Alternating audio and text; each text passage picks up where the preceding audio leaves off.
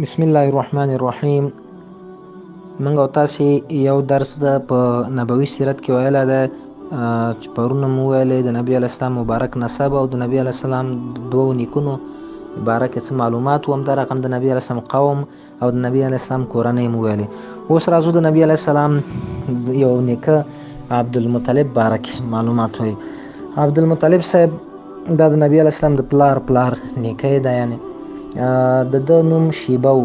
کله چې د ده پلار هاشم صاحب د سلامه بنت عمر سره نکاح وکړله، واده یې ورسره وکړ، نو هغه د تجارت دپاره چېرته تللی و، نو سلامه د ده څخه حامله شوې وه. نو کله چې هغه فلسطین ته ورسېده هاشم صاحب او په یو ټانګه کې ناست و، هغلته بس فلسطین ته لاړو. فلسطین کې اجل پوره شو او وفات شو. هغې نه وروسته د ده زوی پیدا شو شیبه په نامه باندې. شیبه بوډا ته ویل کېږي، نو ده ته ځکه شیبه نوم کېښوده چې د ده سر سپین و، یعنې ویښته یې سپین و، نو ده ته یې د شیبه نوم کېښوده. نو هاشم صاحب خو وفات شوی و د ده د مرګ نه، د ده د پیدایښت نه مخکې. نو دا یې خپلو ماماګانو ځان سره بوته مدینې منورې ته. کله چې هغه اوکلن شو نو د هاشم صاحب یو ورور مطلب په نامه باندې هغه پوه شو چې زما وراره په مدینه منوره کې خپلو ماماګانو سره ده، نو هلته لاړه، د هغوی نه خپل وراره راوسته. نو کله چې یې راوسته په اوښ باندې یې سپور کړی و، دا هم ناست و په اوښ باندې. نو خلکو چې ولید، خلکو داسې فکر وکړ چې دا د مطلب صاحب غلام دی. په عربي کې غلام ته عبد ویل کېږي، نو خلکو مشهور کړي چې عبدالمطلب د غلام د مطلب. نو د خپل نوم شیبه و، په عبدالمطلب باندې دغه وجه باندې مشهور شو.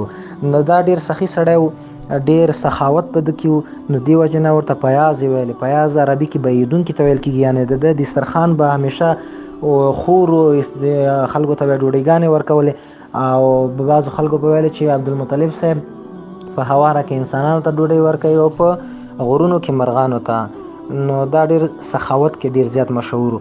او د عبدالمطلب صاحب په زمانه کې یوه واقعه پیښه شوه چې هغه د بیت الله شریف د ورانېدلو قضیه وه. ابرهه چې د یمن پاچا و، دا 80,000 خلکو سره جنګیالیو سره، یعنی 80,000 پوځ سره اراده یې وکړله چې د بیت الله شریف وران کړي. نو په دغه وخت کې د عبدالمطلب صاحب سلو خان هم د نیولی و. نو کله چې عبدالمطلب صاحب خبر شو، ورغی او ده ته یې وویلې چې ده ورته ښه راغلاست وویلې او ډېره ښه د پذیرایي ورته وکړه. نو ورته وویلې چې ته څه دپاره راغلی؟ نو عبدالمطلب صاحب ورته وویلې چې زه راغلی یم چې زما اوښان خوشې کړي. نو ابرهه دا پاچا ورته وویلې، دا ظالم، چې ما ویلې چې ته به اوس د بیت الله شریف د ورانولو په باره کې ما سره خبره وکړې چې دا مه ورانوه، نو ته خو د خپل اوښانو باره کې خبرې کوې. نو عبدالمطلب صاحب ورته وویل انا رب الابل وللبیت ربه یحمیه، زه د اوښانو واکدار یم، زه د اوښانو مالک یم. اوښان مې ما ته راکړه او بیت الله شریف خپل واکدار او خپل مالک لري، هغه به یې ساتنه کوي. بس دا خبره ورته وکړه، خپل اوښان یې راوستل، راغله. نو ابرهه د خپلو 80,000 جنګیالیو سره پوځ سره راغی چې ډېر پیلان هم پکې وو او دا رقم اوښان او نور شیان هم حیوانات او وسلې هم ورسره وې. نو دا په خپله په یو غټ اوښ باندې کېناستې، د ښایسته اوښ را روان شو. کله چې وادي محصر ته راورسېده چې د منا او مزدلفې ترمنځ یو ځای ده، نو په دغه وخت کې الله تعالی په دوی باندې توتکۍ ابابیل مرغان په دوی باندې را نازل کړه او د هر یو ابابیل مرغه په ټونګه کې سرې سرې تیږې وې.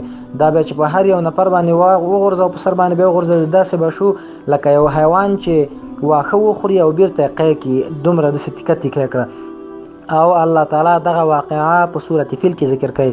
الله تعالی وایي الم تر کیف فعل ربک باصحاب الفیل، ای پیغمبره آیا ته نه ګورې چې ستا رب د اصحاب فیل سره، د فیل والا خلکو سره کومه معامله وکړه؟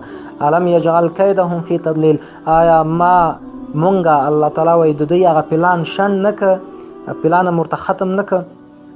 وارسل علیهم طیرا ابابیل، او مونږه راولېږل په دوی باندې د ابابیل مرغان، ترمیهم بحجارة من سجیل، چې ویشتل به کول دوی لره، دوی به ویشتل بحجارة من سجیل، په تیږو په خیشو باندې، په خو تیږو باندې به ویشتل. فجعلهم كعصف مأكول. الله وایي داسې مې وګرځول لکه ژول شوي واښه. نو دا واقعه په سورة فیل کې مکمله ذکر کیږي. نو دا د عبدالمطلب صاحب په زمانه کې دا واقعه پیښه شوه. بله دغه چې د په زمانه کې پیښه شوه هغه د زمزم څا وه. زمزم څا کله چې یو قوم هغه د مدینه منورې نه جرهم په نامه باندې یو قبیله و دا شړل کېدله، جرهم په نامه قبیله. نو دوی دا کار وکړ چې موږ خو د بیت الله مکې مکرمې نه شړل کېږو.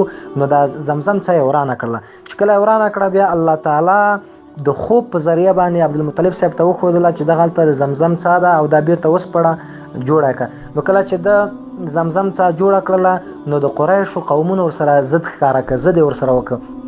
نو د په ځان باندې نظر کېښوده او ویې ویل چې یا الله که چېرته دې ماته 10 دانې زامن راکړه تر څو زما ملاتړ وکړي او د دغې قریش په مقابل کې زما تر شا ودرېږي نو زه به یو ستا په لاره کې قرباني کوم، حلالومه به. نو الله تعالی ورته 10 زامن ورکړه. کله چې 10 زامن ورکړه نو د یو د قربانۍ دپاره انتخاب کړ چې هغه د محمد رسول الله صلی الله علیه وسلم پلار عبدالله صاحب و. د قربانۍ دپاره انتخاب کړ چې دا به زه قرباني کوم، حلالومه به. کله چې قرباني ځای ته وړه حلالوه نو ماماګانو یې او ورونو یې د خپل پلار عبدالمطلب صاحب مخالفت وکړ او ورته ویل چې دا ما حلالوه. نو بیا یې لسو خان او عبدالله صاحب یو طرف ته ودرول. بیا به یې کله ټاس اچو یا چې پچه ورته وایي یا ورته قوره کشي وایي، تاسې هر یو چې وایي. نو دا چې کله واچو بیا به په عبدالله صاحب راووت، بیا لس زیات کړه، بیا به په عبدالله صاحب تر دې چې 100 ته ورسېدل. 100 خان یو طرف کړه او عبدالله صاحب بل طرف ودرو. نو کله چې ټاس واچو هغه ټاس په 100 خانو باندې واوښته نو عبدالمطلب صاحب 100 خان قرباني کړه او د نبی علیه السلام مبارک پلار عبدالله صاحب دا د قربانۍ څخه خلاص شو. نو د دې وجه نه نبی علیه السلام فرمایي انا ابن الذبیحتین و انا ابن المفدیین. نبی علیه السلام وایي زه د دوو حلال کړی شو زویم. معنا دا چې اسماعیل علیه السلام هم حلال کړی شوی و که نه، یعنی حکمي حلال کړی شوی و د الله تعالی په نسبت باندې، ځکه هغه ابراهیم علیه السلام حلالېدو ته بوته نو الله تعالی په مقابل کې ورته بله قرباني ورکړه. او دا رقم عبدالله صاحب باندې هم د قربانۍ حکم شوی و، الله تعالی بچ کړه. نو وایي زه د دوو حلال کړی شو زویم. او بیا وایي وانا ابن المفدیین او زه د دوو فدیه ورکړی شو زویم، ځکه د اسماعیل علیه السلام په مقابل کې ګډ یا پسه په فدیه کې ورکړل شو او د نبی علیه السلام د پلار عبدالله صاحب په مقابل کې 100 خان په فدیه کې ورکړل شو. نو ځکه وایي نبی علیه السلام چې زه د دوو فدیه ورکړی شو زویم. نو د نبی علیه السلام پلار عبدالله صاحب د بیبي چې وه امینه د نبی علیه السلام مور، دا د ډېر لوړ شان څښتنه وه او پلار د بنو زهره و سردارو. نو کله چې عبدالله صاحب څخه دا حامله شوله نو نبی علیه السلام ورته نړۍ ته راغی. نو چې کله نبی علیه السلام پیدا شو د پیدایښت نه مخکې د نبی علیه السلام د پیدایښت نه مخکې د پلار عبدالله صاحب عبدالمطلب صاحب تجارت دپاره ولېږه مدینې منورې ته، بیا شام ته په سفر لاړ. کله چې د هغې نه بیرته را واپس کېده په مدینه منوره کې د نابغة الزبیاني په کور کې دفن شو. نو هلته په مدینه کې وفات شو، بیا نابغة الزبیاني په کور کې دفن شو او د هغې نه وروسته بیا نبی علیه السلام پیدا شو. د پلار د وفات نه وروسته نبی علیه السلام پیدا شوی. انشاءالله چې بیا د نبی علیه السلام د پیدایښت درس به راتلونکي درس کې وایو. وصلی الله تعالی علی خیر خلقه محمد و آله و اصحابه اجمعین.